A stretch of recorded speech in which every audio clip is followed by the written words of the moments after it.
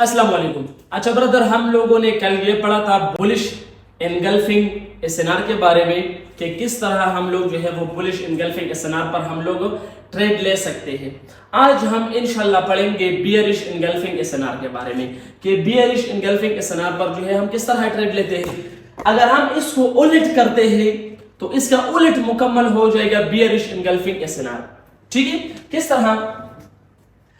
तो इसके लिए मैं फर्ज कर लेता हूं कि मार्केट हमारे पास अप की साइड जा रही है। मार्केट हमारे पास अप की साइड जा रही है। अब मार्केट अप की साइड जो है वो जा रही है तो मार्केट में हमारे पास बायर्स है। लास्ट में यहां पर एक ग्रीन कैंडल आ जाता है। लास्ट में यहां पर एक ग्रीन कैंडल आ जाता है। फिर ग्रीन कैंडल के बाद यहां पर एक रेड कैंडल इतना आ जाता है कि वो इस ग्रीन कैंडल को क्या करता है, एनगल्फ करता है। तो मैंने आप लोगों को बताया था कि अगर कैंडलस्टिक पैटर्न में मैंने आप लोगों को यह बताया था, तकरीबन सेकंड लेक्चर था, कि अगर बियरिश एनगल्फिंग पैटर्न के बाद अगर रेड कलर में हैमर कैंडल आता है, अगर रेड कलर में इन्वर्टेड हैमर आता है और अगर रेड कलर में स्पिनिंग टॉप कैंडल आता है तो फिर उसके बाद हम लोगों ने डाउन की साइड एंट्री लेनी है। अगर वो वीडियो आप लोगों ने नहीं देखी है तो ये इसी चैनल में जो है प्लेलिस्ट में ये वो वीडियो जो है वो मिल जाएगी।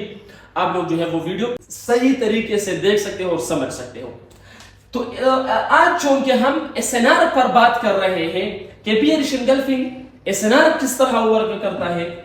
सो अगर बियरिश एनगल्फिंग पैटर्न बन जाता है और इसके बाद यहां पर फॉर एग्जांपल एक हैमर कैंडल बन जाता है, फिर उसके बाद मार्केट डाउन की साइड आता है। सो ऊपर हमारे पास कौन सा पैटर्न बन गया है? एक बियरिश एनगल्फिंग पैटर्न बना है। अब बियरिश एनगल्फिंग पैटर्न जिस जगह पर बना है उसी जगह पर एक रेजिस्टेंस लाइन भी बन सकता है, क्योंकि ऊपर जो है वो क्या है, क्योंकि बायर ऊपर खत्म हुए हैं, बायर्स कमजोर हुए हैं और फिर उसके बाद सेलर स्टार्ट हुए, तो ऐसी जगह को हम लोग जो है वो रेजिस्टेंस कहते हैं। अगर वो सपोर्ट और रेजिस्टेंस वाली वीडियो भी आप लोगों ने नहीं देखी है तो वो भी जो है वो आपको इसी चैनल के प्लेलिस्ट में आपको मिल जाएगी। सो फर्ज कर लेते हैं ये एक रेजिस्टेंस लाइन है, एरिया है। अब इसको मार्केट इस तक जो है आने की कोशिश करता है। अब मार्केट ऊपर की तरफ आ रही है। अब मार्केट ऊपर की तरफ जो है वो आ रही है और इस रेजिस्टेंस लाइन को क्या करता है, अगर टच करता है या ब्रेक करता है। फॉर एग्जांपल इसने इसको क्या किया, फॉर एग्जांपल टच किया, तो टच अगर टच करता है या ब्रेक करता है तो जैसे ही हम लोगों ने बुलिश एनगल्फिंग एसएनआर पर हम लोगों ने बात की थी, बिल्कुल उसी तरह हम लोग जो है यहां पर भी वो करेंगे कि अगर बियरिश एनगल्फिंग के एरिया एसएनआर को जो है वो टच करता है या ब्रेक करता है तो दोनों सूरतों में हम लोगों ने डाउन की साइड एंट्री लेनी है और ये कैंडल हमारा हो जाएगा टीसी, मतलब ट्रेड कैंडल हो जाएगा। अब मेरे भाई फिर से बताने की ये कोशिश करता हूं कि ये रेजिस्टेंस लाइन किस वजह से बहुत स्ट्रांग रेजिस्टेंस हुआ, क्योंकि यहां पर एक बियरिश एनगल्फिंग कैंडलस्टिक पैटर्न बना है। तो इस वजह से ये रेजिस्टेंस लाइन बहुत स्ट्रांग रेजिस्टेंस हुई। तो इस रेजिस्टेंस लाइन को टच करने या ब्रेक करने की दोनों सूरतों में हम लोगों ने फिर डाउन की एंट्री लेनी है। दूसरी ये बात अपने जहन में याद रखिएगा कि अगर ये कैंडल हम लोग डाउन की तरफ एंट्री लेते हैं और अगर ये ट्रेड हमारा लॉस होता है तो दूसरे कैंडल पर भी हम लोगों ने जो है वो डाउन की साइड एंट्री लेनी है, मतलब एमटीजी। यहां पर मैं दोबारा लिखने की कोशिश करता हूं कि इन दीज कंडीशंस, इसी कंडीशंस में, मतलब इसी बुलिश और बियरिश एनगल्फिंग एसएनआर की कंडीशंस में एमटीजी क्या है मेरे भाई, मस्ट है। लेकिन एमटीजी तो मस्ट है, लेकिन कौन से मार्केट में? ये मैं मेरे भाई लाइव मार्केट की मैं बात कर रहा हूं। अगर आप ओटीसी यूज कर रहे हो तो मेरे भाई ओटीसी पर मसला कर रहा है, क्योंकि ओटीसी जो है एक ब्रोकर का मार्केट बनाया हुआ एक एआई के जरिए चार्ट होता है। वहां पर जो है वो अपने हिसाब से कभी कभार जो है वो मैनिपुलेशन कर सकता है। तो मैं आप लोगों को कभी भी रिकमेंड नहीं करता और नहीं करूंगा कि आप जो है ओटीसी में ये अप्लाई करें। अगर आप अपने रिस्क पर आप करते हो तो वो जो है आपकी मर्जी है, आप जो है वो अपने रिस्क पर आप कर सकते हो, लेकिन मैं आपको रिकमेंड नहीं करूंगा कि आप उसको ओटीसी में यूज करें। ठीक है मेरे भाई।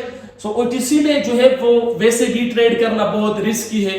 अगर कोई बंदा मेरे भाई टूटेक्स ट्रेडिंग में आता है और स्टार्टिंग में वो क्या करता है, नॉलेज सीखता है और उसी नॉलेज को अप्लाई करता है ओटीसी में, तो फिर उसके दिमाग में ये आ सकता है कि यार हमने तो ये सीखा था, अब ये ओटीसी में अप्लाई नहीं हो रहा, तो मतलब इसका ये है कि ये नॉलेज जो है ये मेरा गलत है।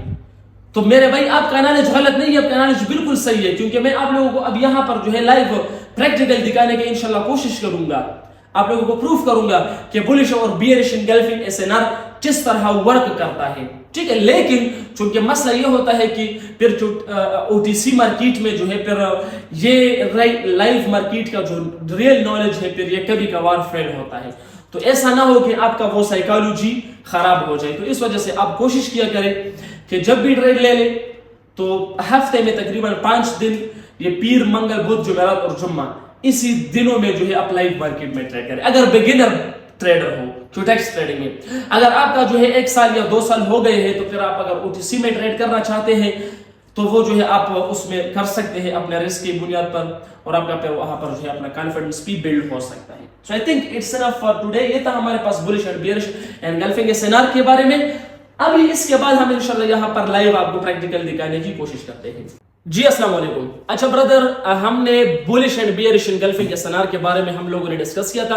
आज हम इंशाल्लाह इस बुलिश और बियरिश एंगल्फिंग एसएनआर को हम लोग यहाँ पर प्रैक्टिकल समझने की कोशिश करेंगे कि आया ये मार्केट में वर्क करता है या नहीं, क्योंकि आज हफ्ते का दिन है, रियल मार्केट मुकम्मल क्लोज है। आपको पता है कि रियल मार्केट जो है वो हफ्ते और इतवार के दिन क्लोज होता है, तो इस वजह से मैं आप लोगों को ओटीसी मार्केट में आप लोगों को शो करने की कोशिश करता हूं, लेकिन आप लोगों ने इसको अप्लाई करना है रियल मार्केट में। मैं आप लोगों को शो कर रहा हूं लाइव ओटीसी मार्केट में, लेकिन आप लोगों ने इस पर अगर ट्रेड लेना है तो लाइव मार्केट में ट्रेड लेना है, ठीक है। सो यहां पर आप लोगों के यहां पर नजर आ रही है कौन सा पैटर्न बना है। यहां पर एक बियरिश एंगल्फिंग पैटर्न बना है, एक बियरिश एंगल्फिंग कैंडलस्टिक पैटर्न बना है। अब यहां पर हम लोग एक रेजिस्टेंस लाइन लगाएंगे। अब यहां पर हम लोग क्या लगाएंगे मेरे भाई, एक रेजिस्टेंस लाइन लगाएंगे। यहां पर फॉर एग्जांपल हम लोगों ने एक हॉरिजॉन्टल लाइन लगाया, हमने हॉरिजॉन्टल लाइन लिया और इस यहां पर जिस जगह पर हमारे पास क्या बना है, ये बियरिश एंगल्फिंग बना है, तो इस बियरिश एंगल्फिंग कैंडलस्टिक पैटर्न के ऊपर हम लोग जो है क्या लगाएंगे मेरे भाई, एक हॉरिजॉन्टल लाइन लगाएंगे। अब इसको हमने जैसे ही लगाया तो ये हमारे पास बन गया एक स्ट्रांग रेजिस्टेंस। ये कौन सा पैटर्न है, बियरिश एंगल्फिंग पैटर्न है। अब मार्केट डाउन की साइड आया, फिर ऊपर की तरफ जाता है। यहां पर इस कैंडल ने, इस ग्रीन कैंडल ने इस रेजिस्टेंस लाइन को ऊपर की तरफ ब्रेक किया। तो मैंने आपको बात बताया था कि जब भी बुलिश या बियरिश एंगल्फिंग एसएनआर को सपोर्ट या रेजिस्टेंस लाइन को अगर टच करता है कैंडल या ब्रेक करता है, तो दोनों सूरतों में हम लोगों ने फिर अपोजिट साइड में ट्रेड लेना है। अब यहां पर एक रेजिस्टेंस लाइन है, बियरिश एंगल्फिंग है, इस कैंडल ने इस रेजिस्टेंस लाइन को ब्रेक किया, तो इसके बाद हम लोग डाउन की साइड जो है वो एंट्री लेंगे और ये ट्रेड हमारा जो है वो शोर शॉर्ट कैंडल जो है मतलब ट्रेड कैंडल हो जाएगा। सो अगर फॉर एग्जांपल ये कैंडल हमारा लॉस हो जाता है तो फिर इसके बाद हमने दोबारा डाउन की साइड एमटीजी में ट्रेड लेना है, लेकिन ज्यादातर इंशाल्लाह ये हमें जो है डायरेक्ट ही विन दे सकता है।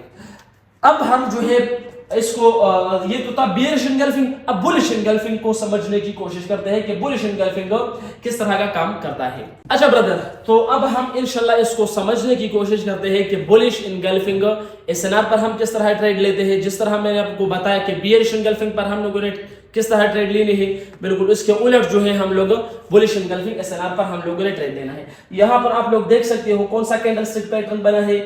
यहां पर इस ग्रीन कैंडल ने इस रेड कैंडल को एंगल्फ किया है, तो ये हुआ बुलिश एंगल्फिंग पैटर्न। अब इसके नीचे हम लोगों ने एक सपोर्ट लाइन को ड्रा किया है, ये बन गया स्ट्रॉन्ग सपोर्ट।